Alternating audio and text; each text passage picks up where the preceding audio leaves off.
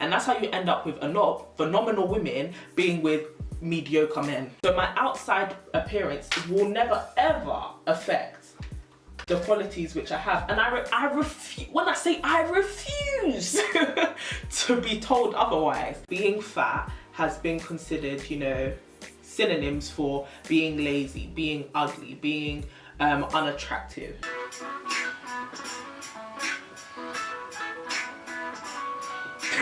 Tell me who is like the Lord, for he's a Lord God strong and mighty. Tell me who is like the Lord, yeah.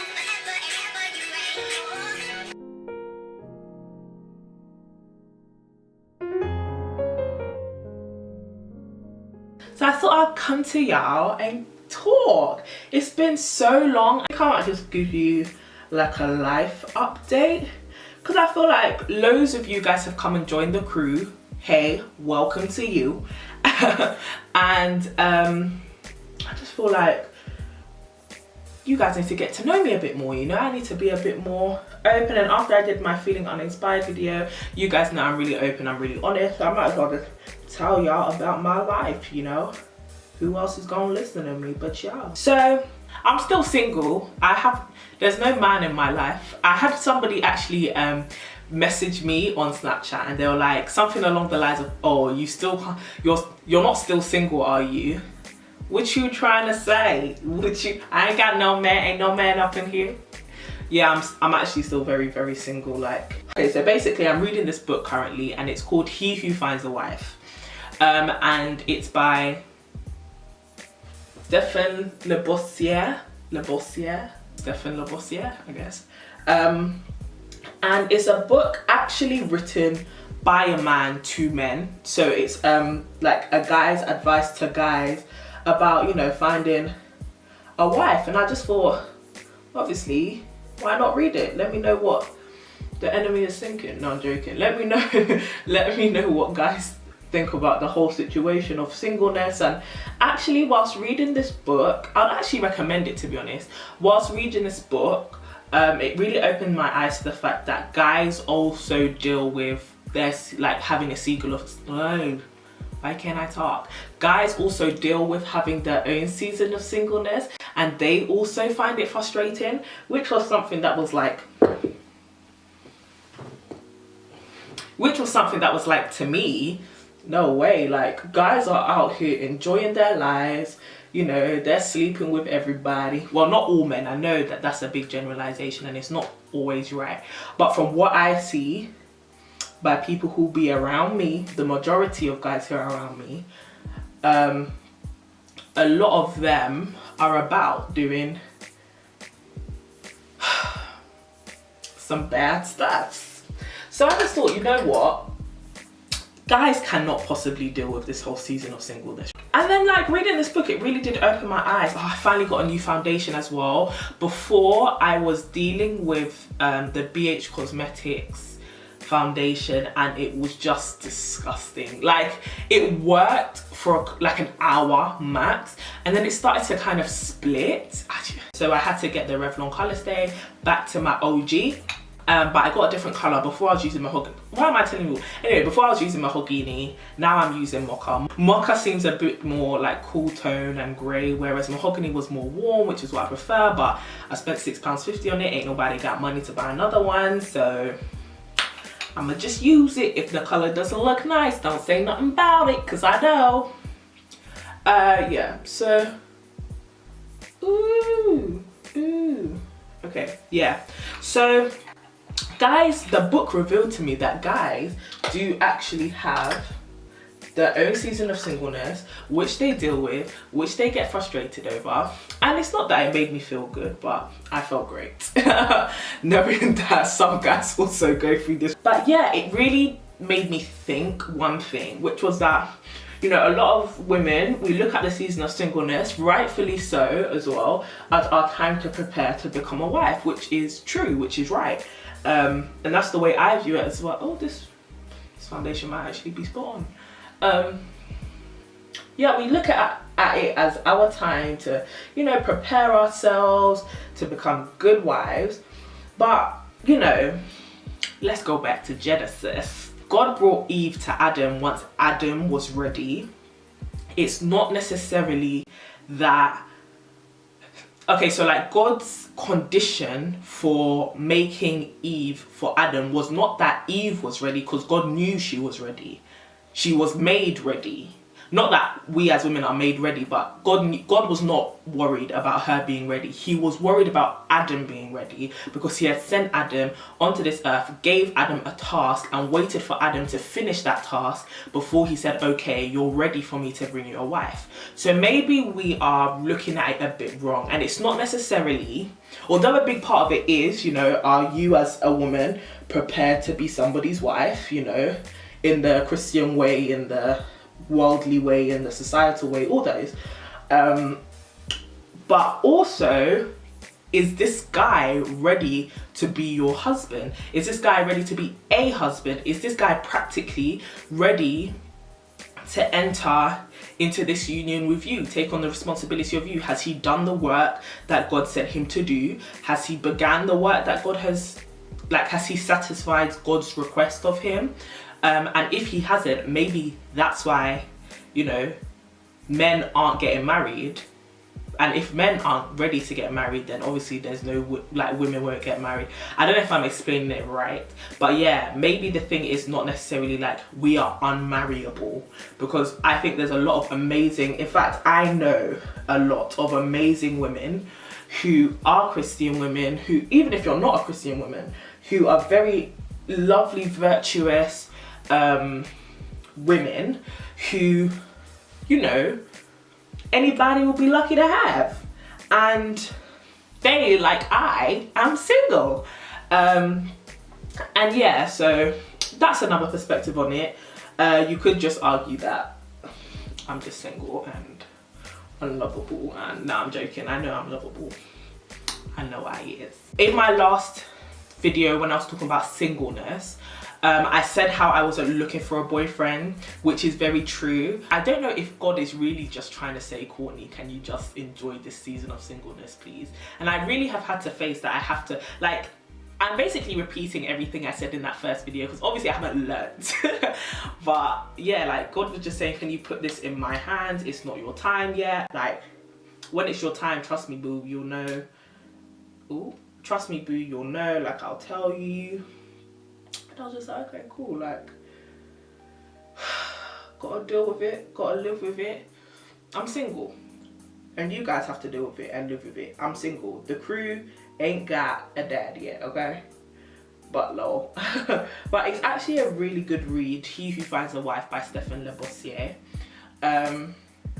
because it really did highlight to me that a lot of the time the church, not that they've neglected, okay, yeah, let's even use the word neglected. They've neglected teaching men about marriage, in my opinion. Please do not come and kill me. In my opinion, the church has not focused on teaching men how to be husbands. Do you get what I mean? They've spent centuries teaching women how to be wives, my friend. But I don't think they have paid as much attention as they should have on teaching men what to look for in a woman. There's something I mentioned at the end of my season of singleness video, or the season of loneliness video, right? Right at the end, and I don't know if anybody caught it, but it was actually a very big point, which was that Proverbs 31 was written by a man. It was the advice that someone's mother was giving them on what to look for in a wife. It was the advice given to a king on what they should look for in a wife, right? But a lot of the time the church, and this is something that, shout out to Lynn, she told me how, like, Proverbs 31 is constantly taught to women in the church, yeah? Anytime you go to women's conferences, a lot of the time when you go to church and Proverbs 31 comes up, it's pretty much directed on the women, because women should be this, women should be that, women should aspire to be the Proverbs 31 women, which is very, very true. However, I feel like the context of Proverbs 31 is just as important as the content. I feel like the content, yeah, it might be talking about women and women should take advice from it, but I feel like Proverbs 31 is just as, or if not more so, important for men than it is for women. And this is what I mean by that. Proverbs 31 was the advice to a king, as in it takes a guy who sees himself and realizes that he is a king, that he deserves a lot, to search for a Proverbs 31 woman. Do you get what I'm saying? And I feel like someone needs to teach men that they are worth searching for a Proverbs 31 woman. What's annoying, I feel, is because a lot of women are being taught to be Proverbs 31 women, as in women who are good enough for kings, when the church is not raising kings who they will be matched with. And that's how you end up with a lot of phenomenal women being with mediocre men. And I'm sorry, but I'm just keeping it real. I'm really just keeping it real. Like, a lot of phenomenal women are gonna end up with mediocre men if the church does not focus on raising kings out of the church and out of society. Do you get what I'm saying? If you are teaching men that this is what a woman should be, you should also teach men that the only person who was given this criteria to look for in a woman were kings, people who were honourable men. And yeah, they were not perfect. They were not perfect people, but they had their own self-respect, they had their own self-integrity, they had wisdom from God, and they were the people who were searching for that. You know, it was wise men who were searching for those sorts of women. You know, virtuous, hardworking women. That's who they were searching for. Wise men were searching for those sorts of women. It wasn't just any old guy. So you need to start raising wise men. And obviously wise men are about, they're not extinct. And if you confine your search to the TL, you're gonna think they are extinct. Because the TL is not an accurate representation of men. And if it was, well, there'll be no hope, to be frank, because the TL can sometimes just be atrocious.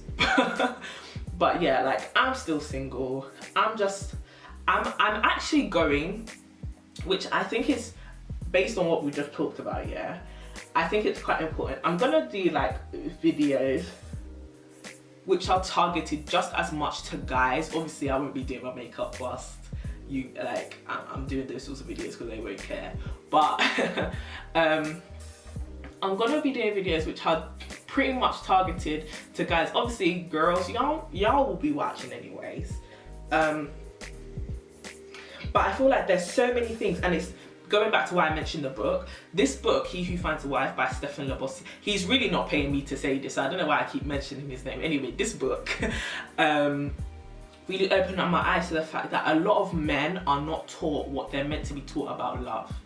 They are taught what they're meant to be taught about the game and sowing their wild oats and doing the most, pretty much. And they learn a lot of that from films and stuff like that. And even sometimes within the church, not necessarily but by teaching, but people they meet within the church, because their minds haven't been renewed. But a lot of the times they haven't been taught about, you know, marriage and what a fulfilling marriage is and what the advantages of marriage are, and how to be a good husband and stuff like that. They haven't been taught that, because a lot of the time in the household it's not seen as important to teach them that. We learn in sociology, right? But men aren't really told about their role in the household, and I feel like that's something that needs to be done more. Oh, I didn't cover this bit. That's something that needs to be taught like more often, because they are just as important as women in the household, and they need to start living up to their responsibilities. Okay, that's all I wanted to say. I feel like men need to be like, a lot of stuff need to be taught, not taught to men, but men need to talk about more, because I feel like, why are women the one, you know, when we're talking about celibacy, yeah, it's usually women. When we're talking about like the virtues in the Bible, we're usually talking to women. But at the end of the day, if you're going to link all of this stuff to salvation, if you're going to link all of this stuff to being virtuous, if you're going to link all of this stuff to living a good life and being successful, those things, salvation, success, virtue, they're gender neutral. So why are we only focusing their lessons on women? Like, it doesn't make sense. And I, for one, know my son, God willing, will be taught these things. My son will be taught, listen, if you go out there and you're just dropping your pants for anybody. Yeah, your boys might be spudding you and you might have a, you know, a great rep on the street, but a virtuous man, a man who's trying to meet God's criteria for him, a man who's actually trying to be something, a man who's actually trying to instill stability, a man who's caring about the stability of his children, creating a stable household, a man who is, you know, concerned with the name he leaves for himself. And what do they say? A good name is worth more than riches. A good name is worth so much more than riches, because a good name will get you a lot more opportunities than you can buy. And as far as I'm concerned, that's one of the principles in life, and I feel like men need to learn that. Like, I think that's something that a lot of men learn, but very, very late in their lives. Very late in their lives. And my son won't be caught out by that. I don't think so. I don't think so, not mine. So, yeah, maybe we need to spend more time teaching men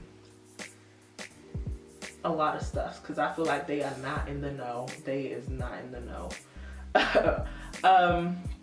But yes, I'm still single. I went on that long rant basically just to tell y'all. I'm alone. But yeah, anywho, that was one thing. What else could I tell you guys about? Oh, my haircut. Why did you cut your hair? Or wow, you cut your hair. And yeah, I cut my hair. I cut my hair at a salon I used to work at called I Am Hair. I'll leave all their details down below. I used to work there. I used to be their braider. And yeah, like Tracy cut my hair and it's honestly so amazing. Thank you so much, Tracy. I have always wanted to cut my hair. I have always wanted this style. I used to wear like 27 pieces, right? And I was considering getting a good 27 piece wig. And then Makai was like, if I come to her with that wig, she's just gonna cuss me. So I said, alright, cool. You're young. I mean, if you cut it and you don't like it after a while, it doesn't become your permanent hairstyle. Because I feel like when you get to, let's say 27, yeah, when you get to 27, you need to find a permanent hairstyle. You can't just be doing one day my hair is blue, one day my hair is pink, unless, like, especially if you're going to work in the corporate world. Obviously you can, but I just feel like typically I just can't be changing my hair as often as I do now. Ooh. Like, of course I can change my hair as much as I want to, but I feel like I can't change my hair like every other week or every week. Like, I would have to have a stable hairstyle. So if I'm gonna explore with my hair to find out what my set hairstyle will be, I really believe now is the time. I really believe now is the time, because once I get, you know, serious in life, whenever that will be, I really cannot be doing the most anymore. You know, sometimes you have to retire from that life, and that time will come. And I need to be prepared, and that's why I cut my hair. I've always wanted to do it, and I just thought, if not now, then when, innit? Quick story, I didn't tell my parents I was going to do this. One morning I just left the house, I went to cut my hair, and I came back and my mum was shocked. Like, when I say she was shocked, like she was shocked. This woman just looked at me like, Akos! That's my guardian name, yeah. My guardian name is Akosi. I'm Sunday born, yeah. So she was just like, Akos, you cut your, what a surprise. I said, wow. Wow. So yeah. Everyone was kind of surprised by it, because I didn't tell anyone. I kind of did it spontaneously. The next day I went into work and it's kind of like, oh, you cut your hair. I was like, yeah, boo. My dad insults me about it sometimes, but I know deep down inside he likes it. I've been doing hair since I was 13, yeah? And I've done so many hairstyles on myself, on other people, and hair is just, it's just hair. Like, it's just hair. Your hair is literally just like me wearing this t-shirt. Like, that's how I view my hair, and you're all welcome to have your other. Some people's hair is their pride and joy. Some people's hair is their political statement to the world. And there's nothing wrong with that. It's just not mine. Girl, guys, I done gained some weight. I know somebody has clocked it. You have realized it. You ain't gotta lie. I think my weight is something I've never spoken about, but I ain't oblivious. I know I'm a bit on the thick side. No, I'm joking, like I'm actually really big. But it's nothing that, I don't know. I've always been big. I don't know why I'm telling you guys my life story, but this is my story, innit? Like, I've always been big. And it's something that's just like been a part of me. Obviously, I've tried to lose weight. I've tried everything. And obviously I do want to lose weight. Over the last couple of months, however, I've put on like quite a bit of pounds. And not that I hate that, but you know, girl problems. I've kind of learned to love myself at every stage. Whether I'm really big, whether I'll be really skinny, I've learned to love myself at every point, just because weight is something, as I have just said, like my weight has fluctuated a lot in the past. And if my happiness and my joy and my self-esteem and my confidence was to rely on my weight, just like how I always tell people, if your confidence, if your self-esteem, if your self-identity relies on something which is not stable, then your confidence is unstable. There's no security, and that's how you develop insecurities, because you're relying on something which is not stable. If your self-esteem relies on societal values change every single day. Societal values change depending on the culture, depending on where you travel in the world. Me being all, you know, big and stuff is not appreciated here in the UK, cool, but when I go to another country, they gonna learn me for who I is. I'm probably their queen mother. You know, that's how the world works. You know, if your confidence relies on social media changes every single day. I'm telling you, I remember when the thigh gap was still in fashion, yeah. I remember when what do we call it, when being a size 2 was like in fashion, and arguably it still is, but now the rant and the rave is plus size curves, look, curves, chubby, curves, thick. Look at the Kardashians. Like, if your self-esteem relies on social media, it's gonna fluctuate. You're gonna develop insecurities. Always tell myself, and I would encourage anybody out there, if you're trying to gain confidence, make sure that your confidence and your identity is rooted in something which is so stable, something which remains the same constantly, which is why your confidence can't rely on another. In fact, maybe I'll do a video on this, because as you can see, I'm getting a bit, you know, heated. But your confidence can't rely on another person, because somebody's views of you, or somebody's, you know, somebody themselves might change tomorrow. So things like that, you need to rely on something stable. My identity and my self-confidence always is rooted in the Bible. Don't ever let your confidence be rooted in something that could fluctuate. I cannot let my confidence be rooted in my weight, because I could gain 10 pounds tomorrow, I could lose 10 pounds tomorrow. So ain't nothing worth, you know, doing that to. I don't know, I feel like there are a lot of plus size people out there, especially like in the UK, in our generation. Why am I looking so pink? Okay, let me just stay back here. There are a lot of plus size people out there,